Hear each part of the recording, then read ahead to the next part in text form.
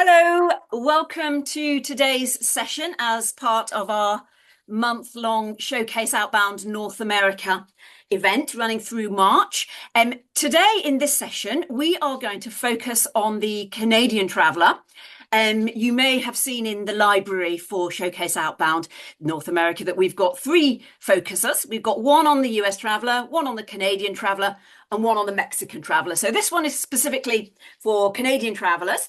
And I am joined today by two of our favourite Canadian members. We've got Brett Walker from Colette, who is also the president of CATO, the Canadian Association of Tour Operators. So welcome, Brett. We've also got Craig Canvin, another one of our members and fellow Cato member of Go Way. So welcome as well, Craig. And we will kick off by hearing from Hannah Babineau, who is from our partners at Data Appeal. We've got some very interesting reports and studies from Data Appeal on our Insight Hub. So we're really grateful for you, Hannah, for putting this deck together for us. So we'll hear a little bit first on some of Data Appeal's data on the Canadian outbound market, and then we will dive into a discussion. So over to you, Hannah. Perfect. No, thank you so much, Rachel, and thanks for having me. So kind of as you mentioned, today we're going to focus on the Canadian travel into Europe. And I think kind of when looking at the data, it's definitely a really interesting market, especially a long haul market for Europe. And not only because they tend to have, higher than average spending power and higher than average length of stay, but what we found are Canadian travelers really engage with destinations. So culturally, gastronomically, experientially. So they tend to do a lot of different things within a destination, which is great. And kind of what we found is they're one of, if I can say, the most predictable markets in Europe. There really hasn't been a lot of change year after year. They tend to be quite predictable in terms of their seasonality patterns, what it is that they're doing in a destination, which I think, especially in times of uncertainty, having some certainty from some long haul markets is really important. So I'll kick it off kind of on the capacity side. I'll kind of through my slides look at a few different things. So demand, perception, and connectivity.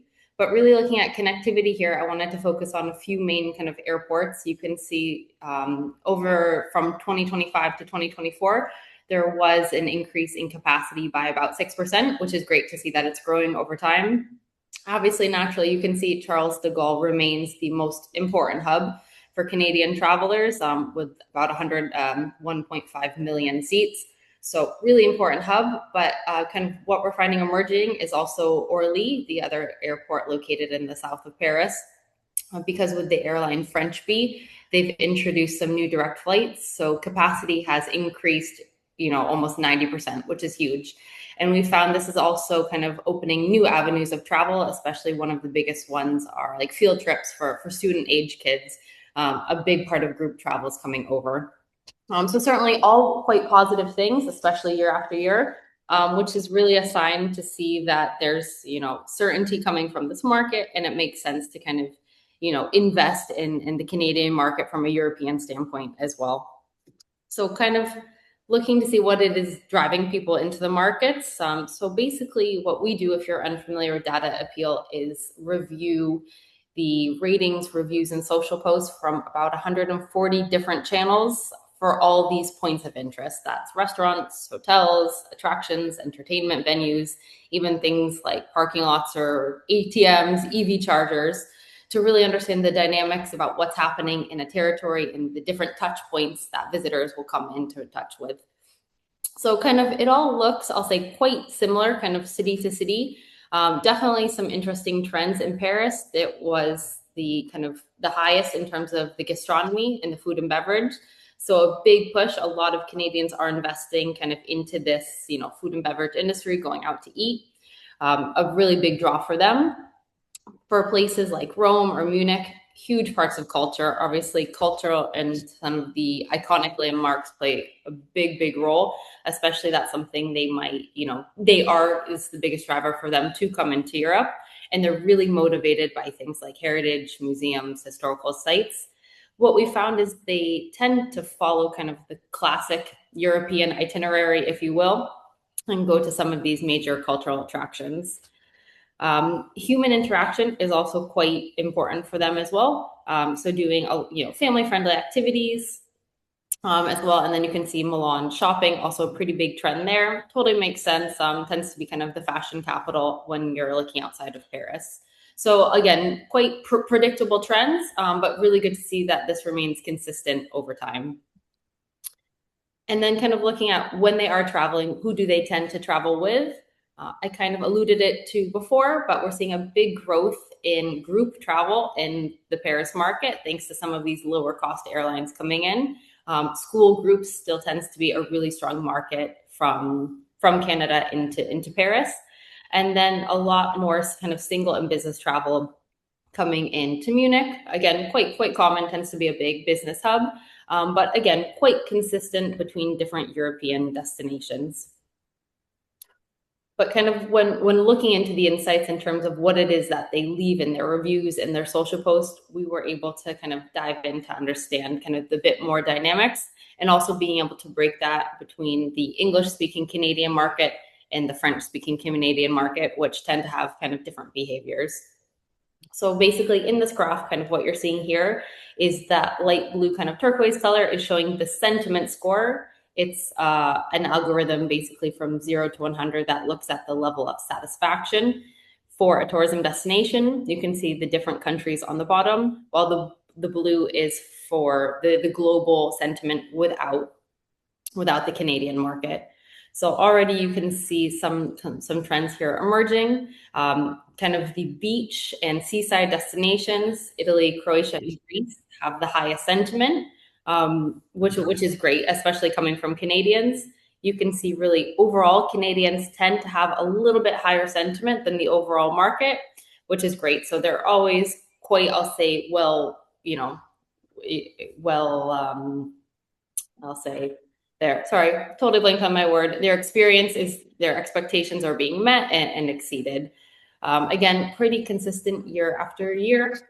What we found also is culinary experiences really matter to them. A lot of food and beverage that they tend to go out to. We find that they like to enjoy local cuisine where they go. If not, Italian tends to be their favorite cuisine of choice, even when traveling outside of Italy. And then also, as I mentioned before, a lot of the attractions tend to be kind of that typical itinerary, going to the heritage sites, museums, and kind of they tend to be less off the beaten path travelers. When looking kind of at the sentiment, again, they have a very high, strong satisfaction and loyalty above the global average. And what they mention in over half of their reviews are things like staff and the interaction with the local people. So for them, kind of having that hospitality and that local, personal touch is something that's very important to them, and they review quite highly. On the other side, some of their top complaints tend to be high costs and price, or the value for money just wasn't there for them. Also, some complaints about the booking, check-in, check-out process. I think that's something we tend to see quite similar, a trend with North American travelers in Europe. There tend to be maybe some waiting times or frustrations, or not as automated in Europe as their expectations are within the North American market. And then also some complaints about things like the Wi-Fi connectivity, toilets, especially them being, having to pay for them. That's a big difference between North America and Europe. And then some accessibility complaints as well. Things like wheelchair accessibility and wheelchair access for hotels and attractions. As I mentioned before, there definitely is some dynamics and differentiation between the English speakers and the French speaking market. So you can see France is definitely the market that has the best balance. It's about a 60 to 40 split in terms of the distribution between them. Sentiment is quite similar. So this is definitely a market, I think, to play with marketing ads, to do A/B testing, because we know the performance is quite similar. One market that I found quite interesting was the Spanish one. I think it has the best growth opportunity, just because we're seeing year after year the French-speaking market coming into Spain is consistently growing, and there's definitely a lot of scaling potential there. For the other markets like the Nordic and Croatia, some of the also Italy, to an extent, kind of these, I'll say famous kind of itineraries, kind of the moving away from the France and the Spain. are really great kind of for the English speaking market. They have a really stable kind of share of those countries, and they're really reliable and really loyal markets that tend to come back. We see also for repeat vacations. So one kind of great thing about marketing as a European destination overall to the Canadian market is that the perception risk is really stable. They tend not to be really disappointed. Their expectations are always kind of highly exceeded, which is really great. So it allows, I think, the destinations to play a little bit in how they are marketing to them and to experiment on different channels to see will have kind of the best ROI. Kind of just rounding it out, looking at the seasonality of the Canadians. These will kind of show the seasonality peaks from January to December. And while they each look a little bit different, there's definitely some really strong trends. We're seeing the two peaks tend to be in the springtime, so April and May, and a second peak in September, October. The latter outperforms a little bit more, especially you can see Greece and Spain and Germany, Italy markets. So this is also really good in terms of sustainability. A lot of European destinations are trying to avoid things like over-tourism, crowding, and too much pressure during their peak seasons. So the fact that Canadians are already coming in some of these shorter seasons is a great thing for destination sustainability. And kind of, you can see here that light blue here is the number of digital traces that we're seeing coming in from Canadians, and the sentiment that follows it is that blue trend line here. So kind of all in all, that's some of the top trends that we found on the Canadian market. We can see the Canadians coming into Europe are really highly engaged. They have a high satisfaction, and they really bring meaningful economic and sustainable value to European destinations. So with that, I'll pass the ball along, and feel free to continue it from there, Rachel. Thank you, Hannah. Lots of food for thought there. Really interesting things for us to cover.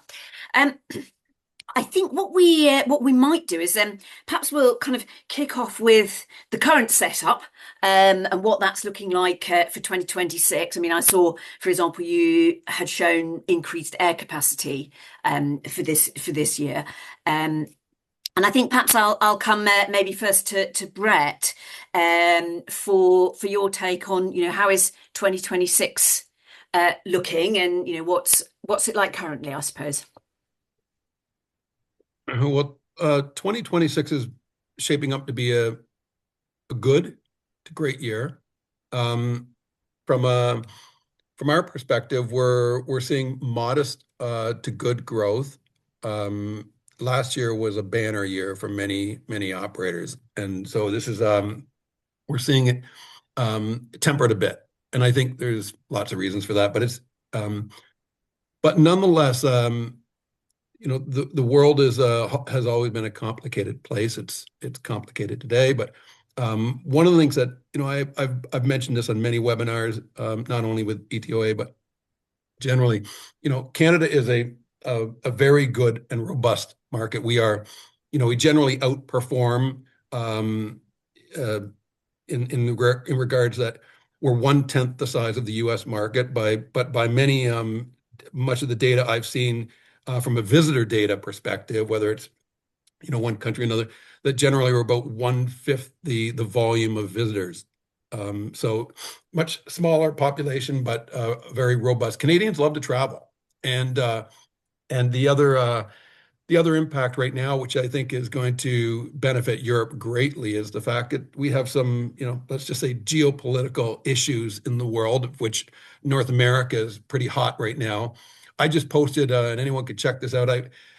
Around the 10th to the 11th of the month, we have StatsCan, which is our government data that's released with regard to inbound, outbound travel. And the last 2 months, in fact, as of yesterday, for February data, we had 1.3 million Canadians returning from an international destination, far more than crossed the border with their automobile, which is unheard of. There was 1 million that crossed the border. It's a 6,000-kilometer long border, something that historically it was just snowbirds and people traveling to the U.S. Many of us grow up within miles of the border. It's So people have pivoted, and generally Canadians now are traveling east and west across an ocean, or to the not so near south, Central America, South America. So this is not, it was a pivot last year, but it's certainly the norm now. And despite everything else that's going on in the world, that, in my opinion, is having the biggest effect. It will greatly benefit Europe. Absolutely. And in fact, yeah, Craig, if I could bring you in on here, and I know you mentioned, Brett, obviously sort of current geopolitical situation, and whether the escalation of things in the Middle East maybe is an opportunity for European travel, because people are not then going to maybe connect through those hubs that they might have done. I think that's an interesting take. I know we had discussed that earlier. And Craig, I mean, are you finding similar sentiments of geopolitically? We're talking about the way Canadians feel about travel to Europe, and maybe not travel to the US, or maybe some of them are. I mean, to Brett's point, I'm in total agreement with the geopolitical issues that we're seeing and how that's moving travel sentiment to different parts of the world. We're kind of fortunate that we actually have 115 countries around the world that we feature. We also actually have 40 countries throughout Europe that we feature. Interestingly enough, when we had some of our geopolitical issues last spring, we saw our Canadian travelers pull back. And so they lost a little consumer confidence, weren't quite sure where they were going to be, what they were going to be doing, where they were going to be going. As of last September, it took off like a rocket. So I think people basically figured out that, we're not going to go to the US, we are going to travel, and we're going to travel internationally. Interestingly enough, our business to Europe, January, February, was up 25% out of Canada over last year. Wow. Huge amount of pent-up demand. People are traveling and people are spending money, which is really quite interesting. Our European business 5 years ago, or pre-COVID, was an average booking would be $12,000 Canadian a booking. Now it's $22,000 a booking. Wow. So clients are actually spending money, and I think a lot of this could be the hangover from COVID. There's still pent up demand. It's really quite, in one way, it's quite sad to look at it, in that our bookings this month have not stopped. I mean, we're still seeing that type of 25% increase in business. It's almost as if the consumer's a little insulated from some of the wars that might be taking place in Ukraine and, of course, the Middle East, and they're basically saying we are going to travel, which is really quite interesting. Now, we do have a presence in the Middle East, but a lot of the Middle East business is hub and spoke. I mean, we'll use a lot of the Middle Eastern carriers to actually service Africa, or we'll have them service India, the Maldives, etc. We're now seeing clients still continue to travel, but they're pivoting and they're actually using European carriers for those trips. Yeah, that's an interesting point, isn't it? So perhaps we could move away a little from the geopolitical, but I would like to just ask another question. I suppose perhaps thinking a little bit of the difference between the US and the Canadian markets. And one of the factors we discussed when we did our session on the focus on the US traveller was certain sentiment around concern about welcome in Europe. Now, Hannah, I totally appreciate I did not ask you this in advance in terms of that sort of side of a sentiment, but obviously Data Appeal has a lot of access to sentiment. And I don't know if that's something you would be able to say anything about. Have you found anything about that? Yeah, honestly, go ahead, Craig. Sorry. No, sorry. No, so I mean, definitely look to see if there were, kind of significant differences between US and Canadian travelers. And the biggest thing for us was really seasonality.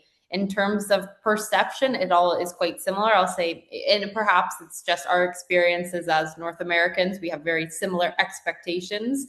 I think when coming to Europe, especially, I think Europe is kind of, for both, if I can speak for Canada and the US, always considered kind of the old world or that long haul vacation. So we kind of know going in what to expect and are always, I'll say, pleasantly surprised that things tend to go above and beyond our expectations. So not a lot of differences in terms of how we're feeling or what it is that we're feeling. It's mostly the when, that seasonality. Craig, go ahead. I was just going to say we do not see a huge amount of difference in trends from our U.S. clients versus our Canadian clients. Canadians are typically well-heeled, well-traveled, and they're received with open arms in a lot of the destinations that we go to. So it really doesn't affect them to the same degree that we might think it affects our American clientele. Oh, that's encouraging, probably. Yeah. Thank you. One thing, though, I thought, Hannah, interesting in your slide, thinking about kind of differentiators in markets, was you had some kind of interesting points about French Canadians maybe doing things slightly differently than the English speaking. So maybe if I come to Brett, I mean, do you find you need to handle the French speaking market different from the English speaking, or what are their expectations? Do you need to market differently? Well, that's probably a simple question because we're an English language operator. Craig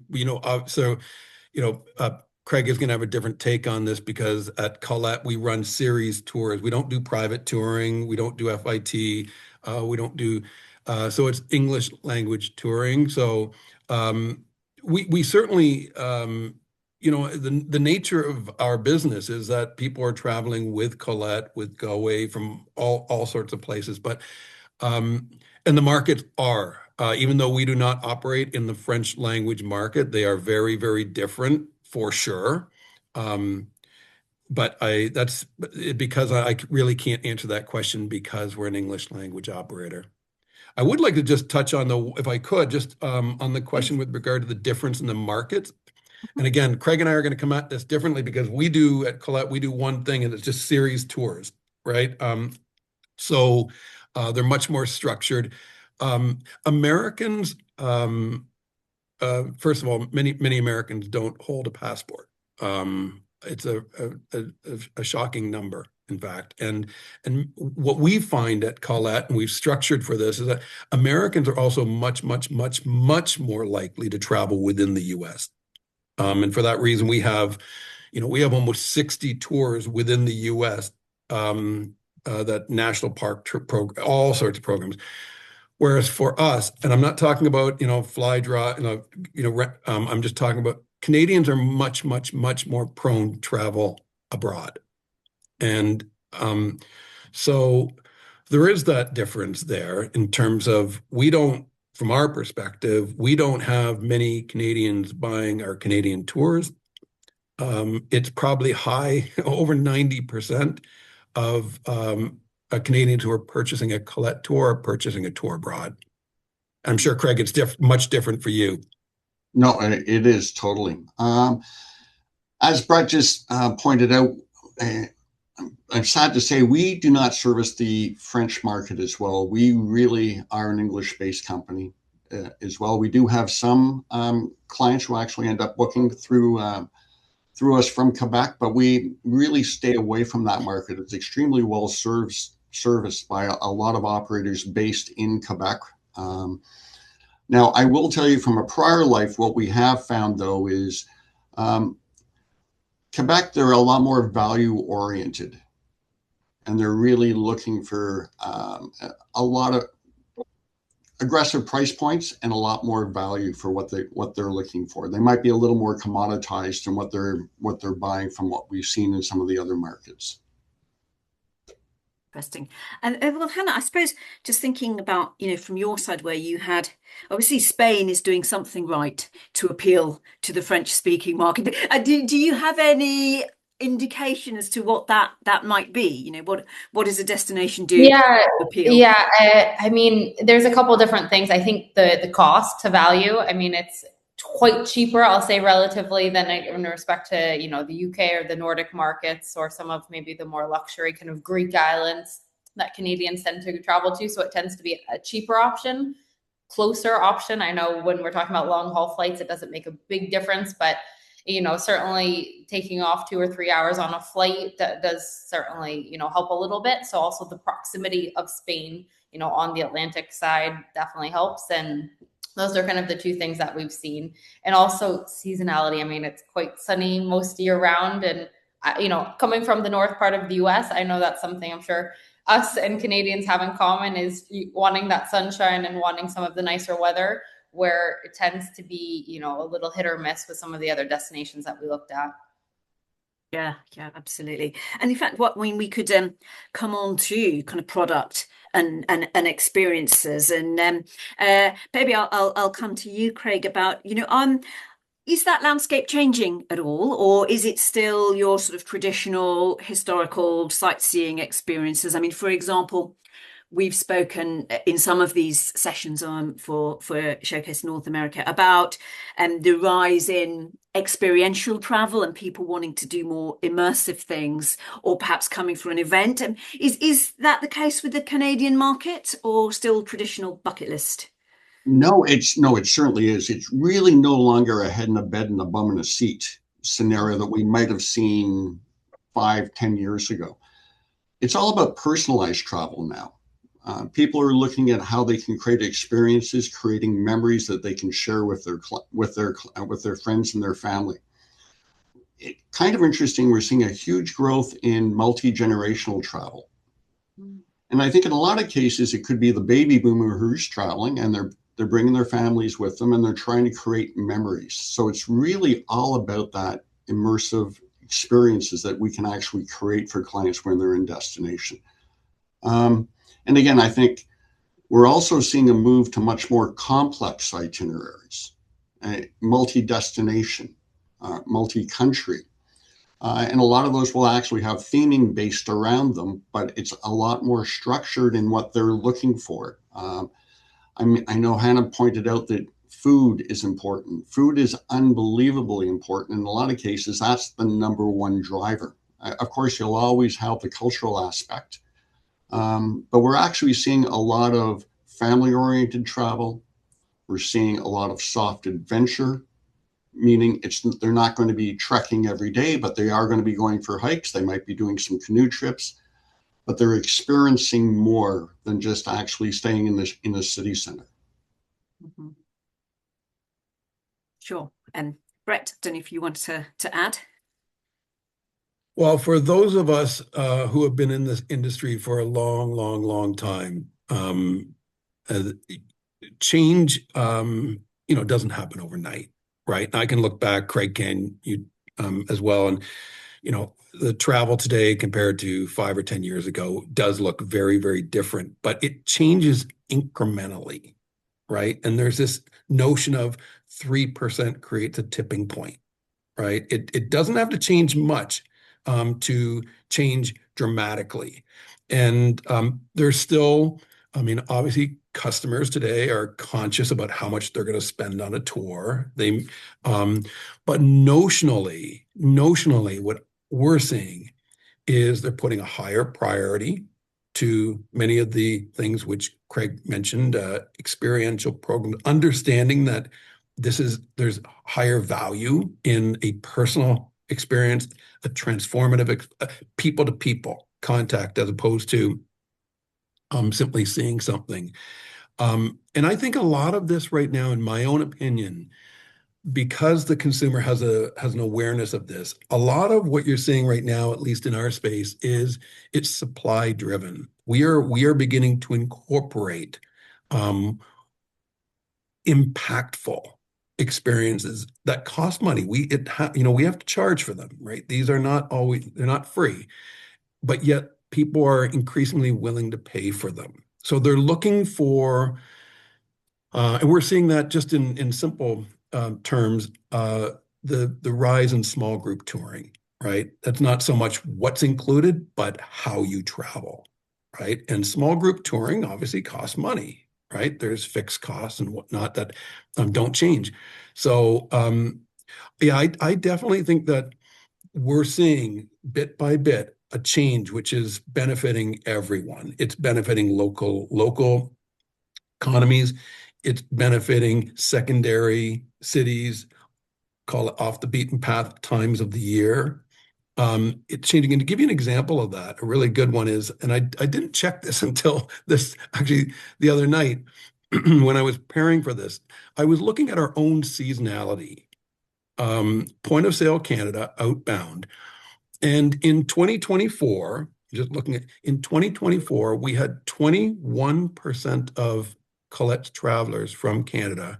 21% were traveling between November and February.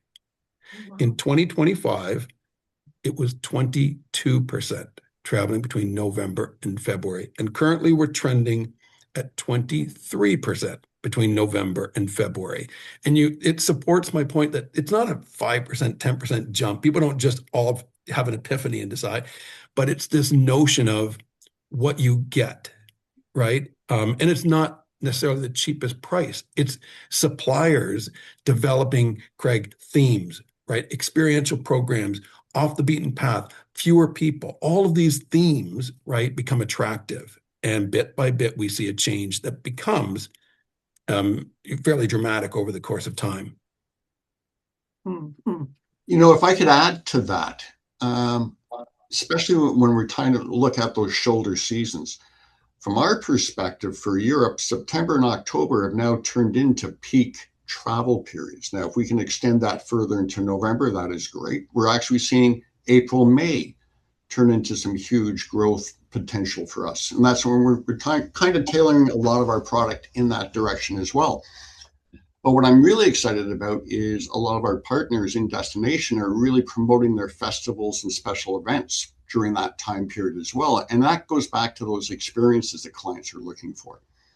They want that personalized experience, something a little different, something that they can give them some bragging rights on social media.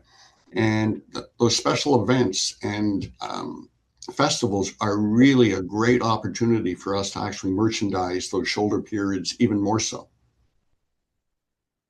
Yeah, absolutely. And actually thinking about our audience today, well, in fact, for the whole of the showcase month, there are a fair number of European suppliers who are keen to work more closely with the Canadian market. So I'm thinking, if I'm one of these European suppliers who's offering maybe some of these newer experiences, Brett, what makes me attractive for you to want to work with me? What can I do that would make you maybe want to choose my product, or how can I make myself easier to work with you?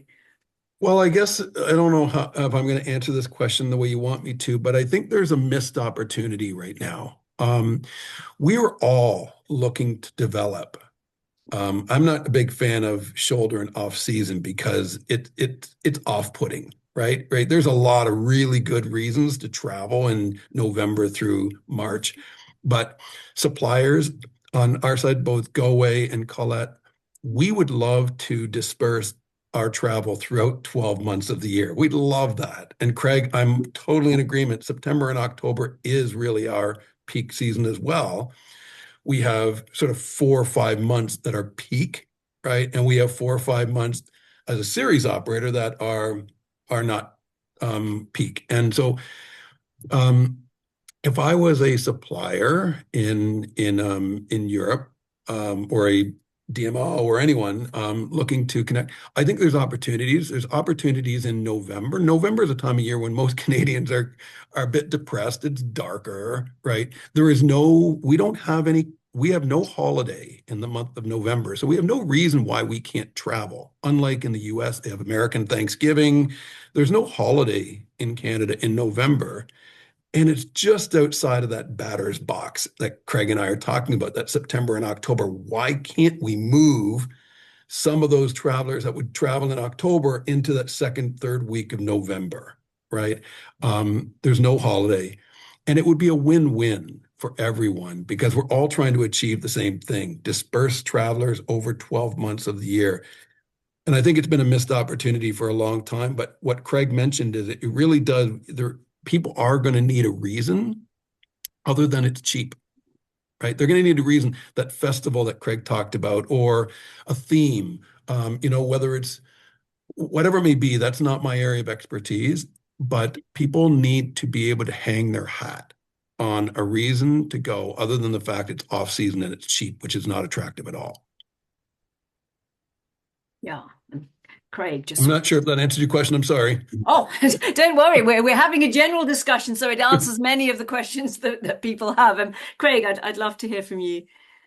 From that point, I mean, if we're talking about some of our partners in destination and the tools that they can actually provide us with to promote those areas, and in a lot of cases, we really need them to actually put in the forefront these festivals and these special events, because in a lot of cases, clients will hit our website, but they're certainly going to go to the destination and understand from a DMO perspective what they're trying to promote, what the benefits are. Interestingly enough, from our perspective, we work with DMCs locally. And so we really need the DMOs to actually work really close with our DMC partners, because they're our lifeline. They're the people who actually provide us with the information, the booking processes. They're our eyes and ears on the ground. And we work very closely with the DMCs in trying to develop different programs, especially for, lack of a better term, the off season. So all I can really stress is to ensure that we got the information, we push it out. If you can broaden the festival or special event, that would be brilliant. And in some cases, it's awfully hard just to push a 1 week time period. But I guess that's more on my side. Now, I'm kind of excited to see what Christmas markets in Germany and Switzerland and Austria, they're broadening their time period as well to actually attract more people, because they are picking up traction. So it's something that we really want to take advantage of. I mean, just to give you a little idea, we actually have a special section on our website for festivals and special events, because we know that the clients are looking for those. Yeah, absolutely. Can I just ask a question to Craig Albright, just for the benefit of people who may not be working with the Canadian market yet?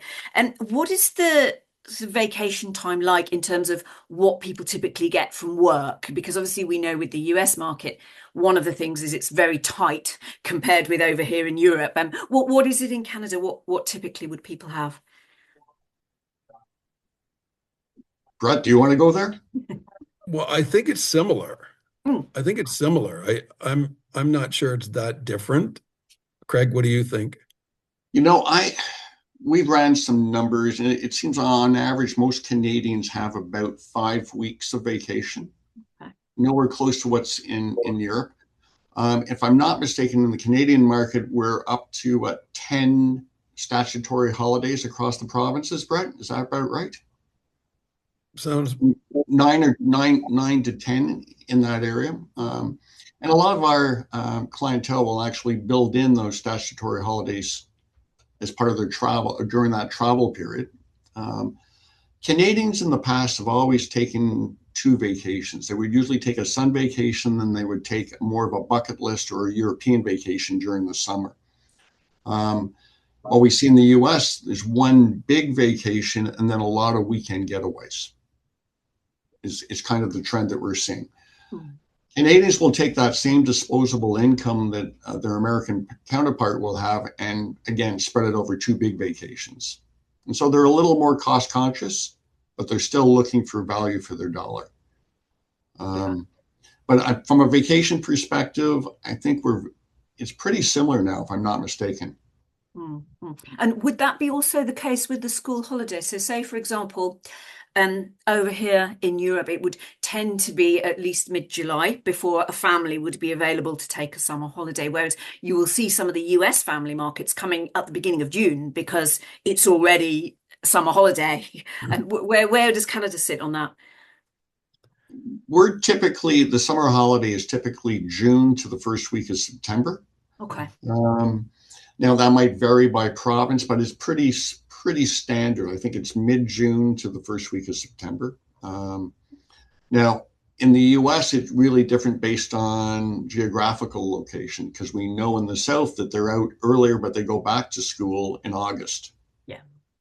And so there's different time periods geographically. Yeah, but we could see Canadian families coming in June Yes. potentially. Yeah.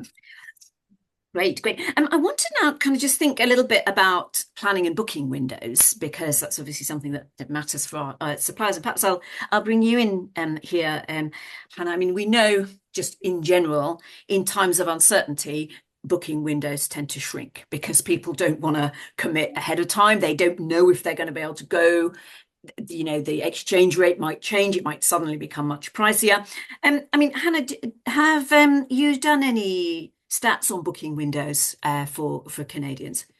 Yeah, both on search and booking windows as well. So, which there are always some interesting dynamics between. Maybe we've seen that from the west coast of Canada, they tend to have a little bit further, longer search windows and booking windows, while there typically tend to be maybe cheaper flights or some of those low cost airlines. So it's a little bit easier for them to kind of book at the last minute. Right now, for us, we're seeing it's about a 2 month on average, obviously. And that's usually for about 2 people. Families tend to have a little bit longer, understandably, because I think cost for them is a lot more important of a factor than, a solo traveler or a business traveler or even a couple. So that's kind of what we're seeing. I think 63 days is the average for Canada, but we definitely see differences, and not in English versus the French, but more East Coast versus the West Coast. Mm-hmm. Mm-hmm. Craig, you were moving. Yeah, sorry, I'm always moving. It's really interesting. We'll have 60% of our European business on the books by the end of March. Oh, wow. Last year at this time, we only had 50% on the books. So we've seen a huge pickup this past year. So people who are planning in advance are spending more money. They're spending more time in destination. What we do find is the bookings for Europe that come after March 31st, beginning of April, it's a lower value booking. And again, it's more of an impulse buy than anything else, which is kind of interesting. But again, we're almost looking at booking patterns that we saw pre-COVID that we've bounced back to, which is really interesting because we thought the booking patterns had changed, and they haven't. They've just reverted back to where they were.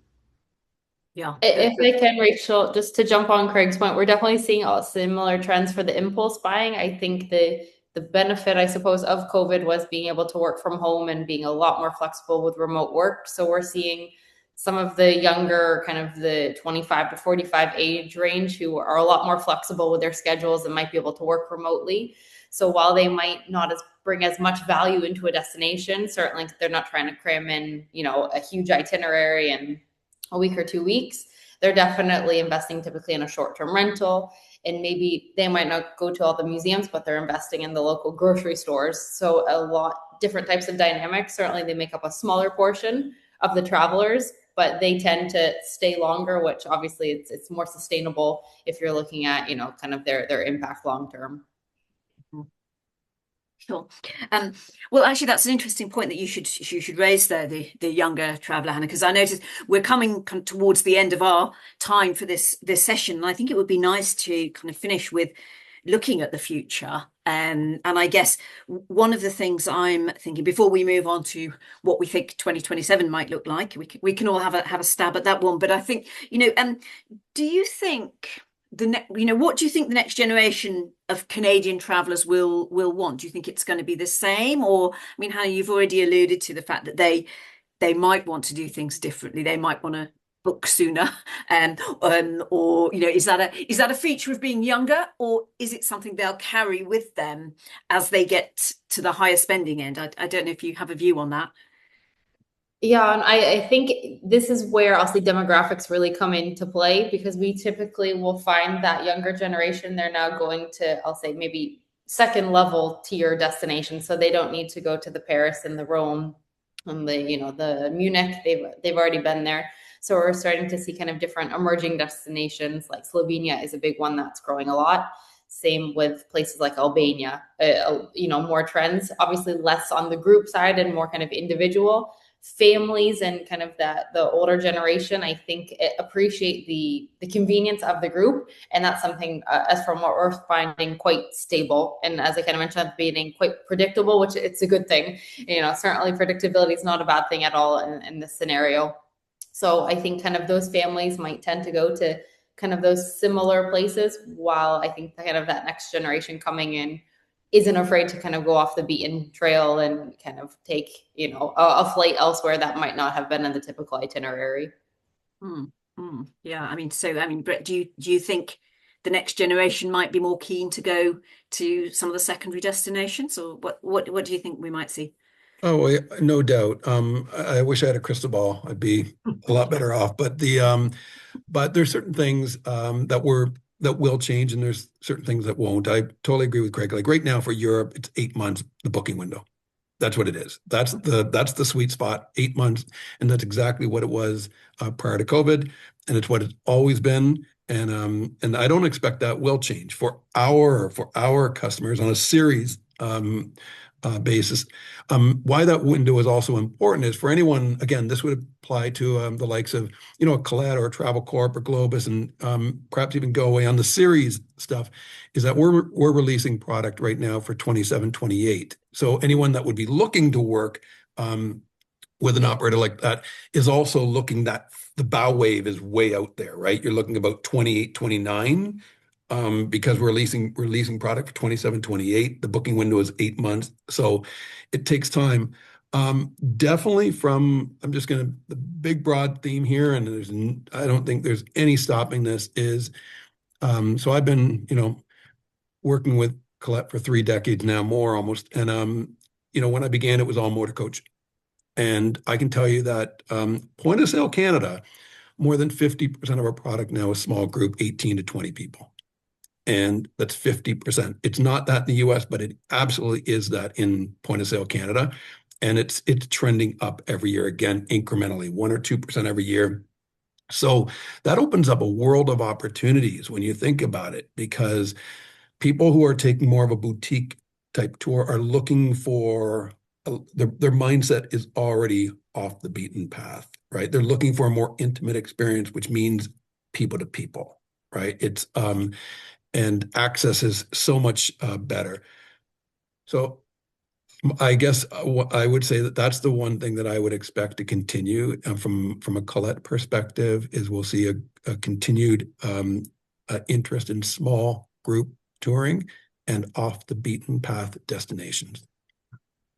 And and to Brett's point, I'm in total agreement.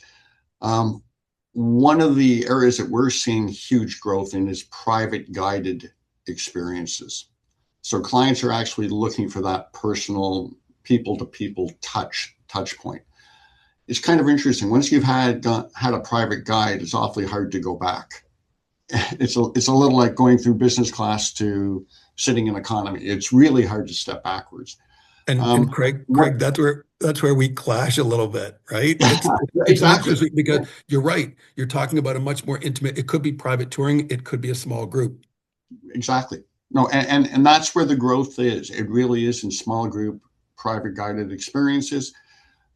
Interestingly enough, when we have these multi-generational tours taking place, once a younger client experiences the private guide, they're coming back for that, which is really interesting. So we're actually seeing it's about the experience and how do you manage that experience more than anything else.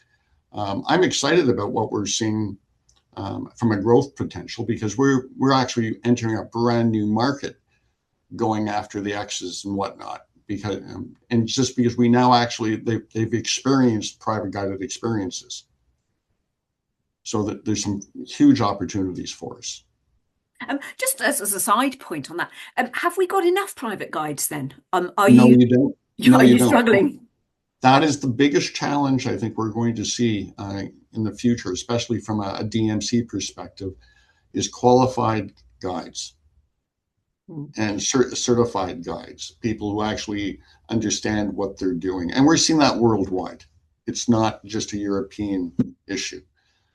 So that's going to be one of our biggest challenges going forward. Yeah, enough people to do it. Yeah. Yeah. Right. Well, let's just finish off then. Just maybe thinking about 2027. I mean, Brett, I know you said you've got your 8 month window as your sweet spot. We're almost on that for 2027. I'm just wondering if you've got an idea of what it might be like. Are we going from strength to strength, do you think? What's your perspective? Well, yeah. Well, 8 months is the average. So we have product released now through May of 2028.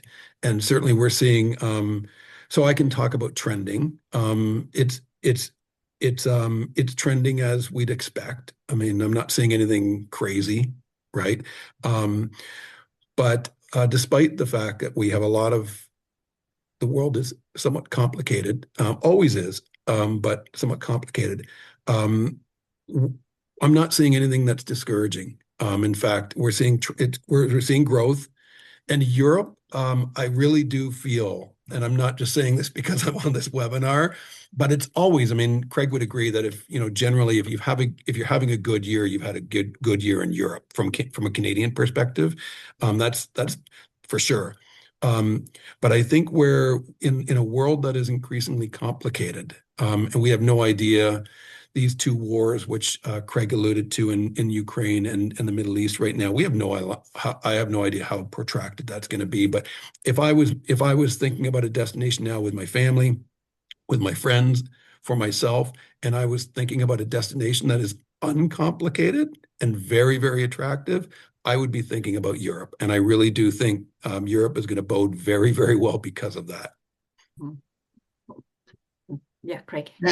Yeah, and to Brett's point, I'm in total agreement. We're very bullish for 2027, 2028 overall. All of our pricing is actually available in the system for at least a minimum of 2 years. So we're able to actually quote that far out. Clients are actually very interactive. I mean, from our perspective, it almost takes 5 or 6 iterations of an itinerary before we actually get it right. But they're planning and they want to be involved in the process. Europe will always do well. If you just take a look at the lift that we're seeing out of Canada, those aircraft they're going out full. So there's opportunities for all of us. What I do like, if we can actually create a little more impulse buys, if we can actually create more weekend getaway, which is a little more experiential for that off season, that's the direction we want to go. As Brett alluded to, we need to actually have Europe as a year-round destination, not just seasonal. But I think it will always do well out of Canada. There's always been a strong link with Canadians to Europe. There's family, friends and family. I'm excited about it. I really am. And contrary to, I think Brett said something earlier. I mean, I think I had to throw my crystal ball out the window because I thought we were going to be really slow after what happened in the Middle East, and we haven't seen that. So there is pent-up demand. People are going to continue to travel. Yeah, that's good. I think many people on this session will be saying amen to year-round travel. I think that would be great for them as well. And Anna, I'll just finish with you then. Can you hear positive sentiment and search and kind of social media chatter for 27, 28, just in general, the future?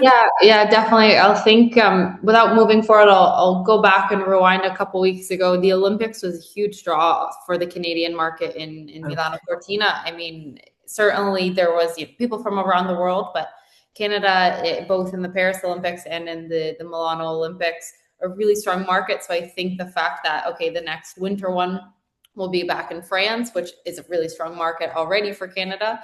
I kind of going back to Craig and Brett's points about the events industry. I think that's something that, I would kind of keep in the back of my mind if I was a tour operator. So how can we leverage, again, they mentioned festivals, but same thing with concerts, because typically tickets tend to be a little bit cheaper in Europe than they are in North America. So we see travelers say, okay, let's just bundle, the vacation with the event together and do that. So I think that's something definitely to kind of keep on the horizon and to kind of keep in the back of the mind in terms of itinerary inspiration.